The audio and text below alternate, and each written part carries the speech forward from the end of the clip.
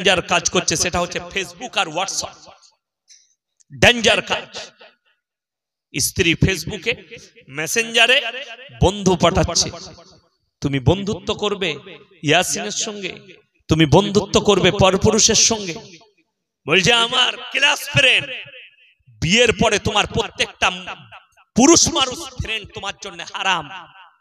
কথাটা বুঝতে পেরেছেন না পারেননি? স্ত্রীর জন্য বিয়ের পরে প্রত্যেকটা বন্ধু হারাম।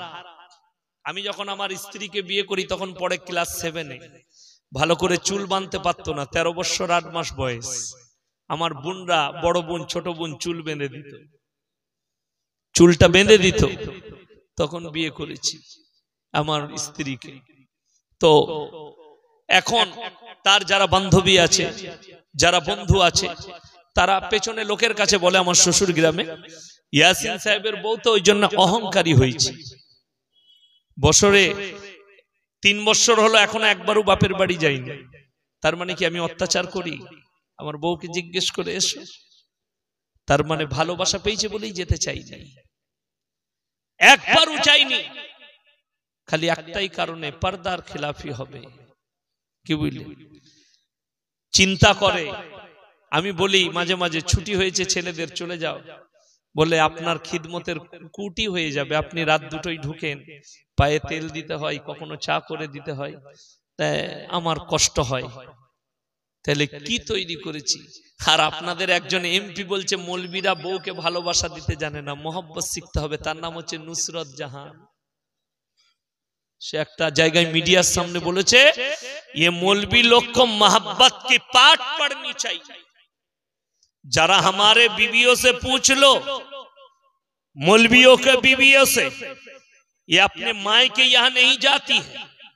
मेरे बीवी से आके नुसरत जहां जरा पूछ लीजिए हम हमारे बीवी से कितने मोहब्बत करते हैं। और तुम इतना मोहब्बत करने वाली हो, शाम को एक शहर तो सुबह और एक ठो,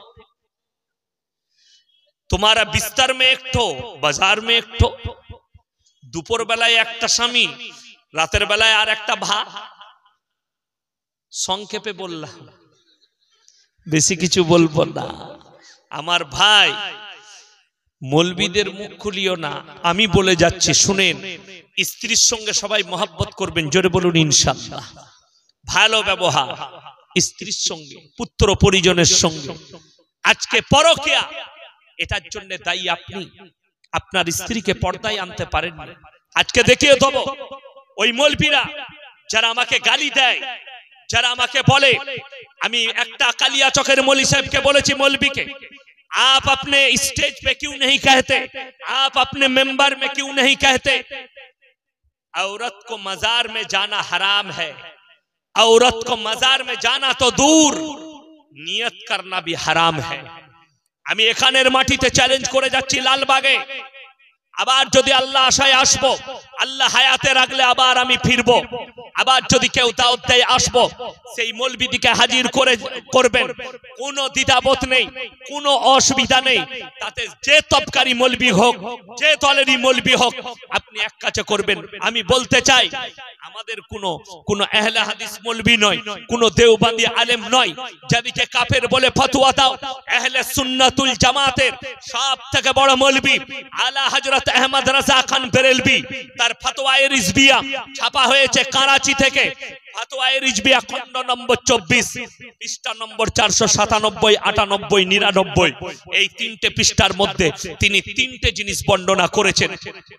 একটা হচ্ছে ইসলাম সত্যের উপরে টিকে আছে, মিথ্যার উপরে নয়। সেখানে লিখেছেন, মিথ্যা করে যারা হযরত হোসেনের কবর তৈরি করে, মাতম করে, মুরসিয়া গায়, ফাতিহা করে, চাদর চড়ায়, এটা নাজায়েজ এবং হারাম কাজ। আমাদের কোন মৌলবী বলেনি, এটা আহমদ রাজা খান লিখেছে ফতোয়ায়ে রিজভিয়ায়। দ্বিতীয় নম্বর, কোন মেয়ে সে যদি মাজারে যাওয়া তো দূরের কথা, মনে মনে নিয়ত করে, সেটাও হারাম। আমার ভাই, আর এই মৌলবীরা তোমরা বলতে পারো না স্টেজে চেপে যে औरत को जाना हराम है, नियत करना भी हराम है। क्यों? अगर बोल दोगे तो तुम्हारा पेट में खाना कम पड़ जाएगा। खाने में फतिहा দেখবেন আমাদের দেশে আছে, আমি ইউপিতে দেখেছি। কি বুঝলেন? বোম্বাইয়ে একটা ঘটনা বলি। আমি যখন গুজরাটে ছিলাম 2002 এর দাঙ্গায় ছিলাম, আমি একটা জলসায় বলেছি আমার ঘটনাটা, অত লম্বা বলবো না। আমি পালিয়ে এসেছিলাম, পালিয়ে এসে মুম্বাইয়ে যখন নেমেছি তখন সকাল 8টা হবে। তো মাদ্রাসা খুঁজে পাচ্ছি না, বোম্বের কিছু খিখা জানি না, এত বড় মহানগরী। কোথায় নেমে বাসটা নামালো? ভলভো বাস ছিল, নামিয়েছে কোথায়? মারাঠা মন্দির বলে একটা হল আছে, যে হলেতে শাহরুখ খানের একটাই বই 10 বছর চলেছিল, DDLG, আমার মনে আছে। ওখানে দাঁড়িয়েছি, যেদিকে যাই একই রাস্তা। দুজন ছিলাম, আমার এক বন্ধু। সন্ধে নেমে এলো, পয়সা আছে, বিস্কুট ফিস্কুট কিনে খাচ্ছে। কিধার যাও ইয়ার, কোন সে কাহা মাদ্রাসা হয়, যাকে জিজ্ঞেস করছি কেউ বলছে না। মুম্বাই কেউ কেউ কি জিজ্ঞেস করে না, কারো উত্তর দিতে চাই না, ও চলে গেল নিজের নিজের কাজে। তো সন্ধ্যের দিকে একটা বুড়ি মা বোরকাওয়ালি তিনি এলেন ওই বাস স্ট্যান্ডে, আমাদিকে বলছে बेटा किधर जाना है? अब बोलो माँ हम लोग मदरसा ढूंढ रहे हैं, अभी तक मदरसा नहीं मिला, किधर कुछ मदरसा मिल जाए तो चले जाएंगे। बोले हमारे साथ चलो। ठीक है चलिए। बोले हमारे वहाँ एक बड़ा मदरसा है। ठीक है चलिए। तो আমি ওনার সাথে চাপলাম বাসেতে। আমার সাথীটা বলছে यार, वो बिहारी ছিল, বলছে यार कहीं बिक देगा? तो আমি বললাম बेच देगा बेच देगा, वो हयात मौत अल्लाह के हाथ में, चलो तो सही। চলে গেলাম বোরকাওয়ালি में, একটা বড় মাদ্রাসা, যেখানে বেরেলিদের মাদ্রাসা। ঢুকলাম, হেড মোল্লার ব্যবহার খুবই ভালো, মোহতামিম জি, যেটা সত্য সেটা বলতে হবে, নাহলে আল্লাহর কাছে দায়ী হয়ে যাব। খুব ভালো ব্যবহার করেছে। কোরআন পড়া শুনলো, আরে यार इतने अच्छे কোরআন পড়তে हो, দিয়ে দাখলাও করে নিল। তারপরে সকালবেলায় উঠে দেখছি মাদ্রাসায় নামাজের পরে কিয়াম হচ্ছে, আমরা দুজনে বসে আছি। ऑफिसे डाकलो, हम बोले भाई हमारे बाप तो इस पर कट्टर है, बड़े आलिम दीन है, हम तो ये नहीं कर सकते। तो उनारा बुझे गেল। তারপরে কিন্তু সকল উস্তাদকে ডেকে বলে দিলে ये दो बच्चे के ऊपर कोई एतराज मत करना, যিনি মোহতামিম ছিল, ये अपने ख्याल से चले, कोई बात नहीं। আমরা দেখলাম মাথা ঢুকার জায়গাটা ঢুকু, 2-4 দিন যাক, তারপরে মাদ্রাসা ঠিক খুঁজে নেব। 8 ঘন্টা তো বুঝি। আর আমি খুব চম্পট ছিলাম চালাকের দিক দিয়ে। আমি 6 মাস ছিলাম বোম্বের অলিগলি, আপনাকে এখান থেকে বসে রাস্তা পর্যন্ত বলে দেবো কোন দিকে কোথায় ঢুকতে হবে, সব ঘুরেছি আমার ভাই। তো তারপরে দাওয়াত, সেখানে একটা জিনিস দেখেছি, খালি কোরআন খানি আর দাওয়াত খাও। তো আমি দেখলাম পড়ার পরও ডিস্টার্ব, সকাল হচ্ছে, তো আমাকে সব ছাত্ররা দাওয়াতে চলে গেছে, আমি কিন্তু যেতাম না কারো বাড়িতে দাওয়াত খেতে, ওই সব কোরআন খানি পড়া লোক মরার দাওয়াত খেতে যেতাম না। তো আমাকে বললে बेटा कोई नहीं है, थोड़ा फतिहा करके आओ। मैंने यार फतिहा क्या होता है? हमने हजरत हमें तो फतिहा मालूम नहीं है। बोले सुनना, 2-3 सूरा पढ़ देना, सूरा फतिहा पढ़ देना, और वो खाना रखेंगे उसमें जरा फू मार देना, बस फतिहा हो जाएगा, दुआ कर देना। मैंने चलो यार देख लेते ये भी करके। चले गेलाम साउस करे, साउस तो আমার কঠিন ছিল। চলে গেলাম, গিয়ে তাদের বাড়িতে যত রকমের খানা রান্না হয়েছে, যত রকমের খানা, তারা কেউ খায়নি, সব অপেক্ষা করছে হুজুর আসবে ফতিহা করবে তারপরে খাবো। আমি গেলাম, সব মালগুলো নামিয়ে দিলে, আমি কিচ্ছু পড়ি নাই,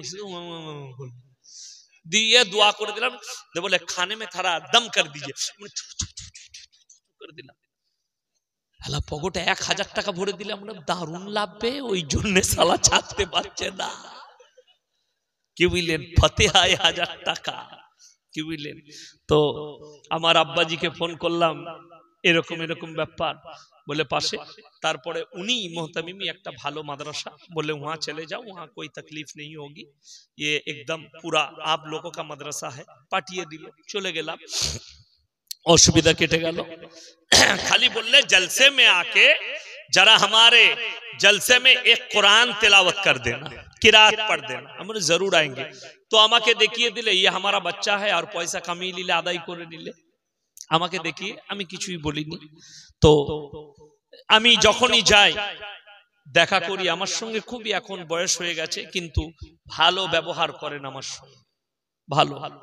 তো এখন আমি বোম্বে হজ হাউসে জলসা করতে গিয়েছিলাম, मुलाकात, बोले यार बहुत अच्छे मुकर्रिर हो गए, हम तो अक्सर आप ही के खिलाफ बोलते रहते हैं। मैं बोला हजरत एक बात कहूं, बोला हजरत ये जो है ये सही है, हमने तो आला हजरत अहमद रजा खान का भी फतवा की किताब पढ़ ली। बोले भाई देखो ये पेट चलाने के लिए कुछ भी करना पड़ता है। তখন আমি কোরআন শোনালাম, ইন্নাল্লাযীনা ইয়াকতুমুনা মা আনজালাল্লাহু মিনাল কিতাব ওয়া ইয়াশতারুনা বিহি থামানান কালীলা উলাইকা মা ইয়াকুলুনা ফি বুতুনিহিম ইল্লান নার ওয়া লা ইউকাল্লিমুহুমুল্লাহু ইয়াওমাল কিয়ামাতি ওয়া লা ইউযাক্কিহিম ওয়া লাহুম আযাবুন আলীম। হে আমার বিশ্বনবী, পৃথিবীর মানুষকে বলে দাও তোমাদের মধ্যে কিছু এমন মৌলবি থাকবে যারা নিজেদের পেট চালাবার জন্য আমার আয়াতকে লুকিয়ে দেয়, আমার হক কথাকে লুকিয়ে দেয়। তারা নিজেদের পেটেতে আগুন ছাড়ায় আর কিছু ভরে না। ওই জন্য আমার বাবাজিরা, আমার ভাইরা, পৃথিবীতে যতগুলো পাপ আছে, আপনি একবার চুরি করেছেন, আল্লাহ ইচ্ছা করলে ক্ষমা করে দিবেন। আপনার দ্বারা ব্যভিচার হয়ে গেছে, আল্লাহ ইচ্ছা করলে ক্ষমা করে দিবেন ক্ষমা চাইলে।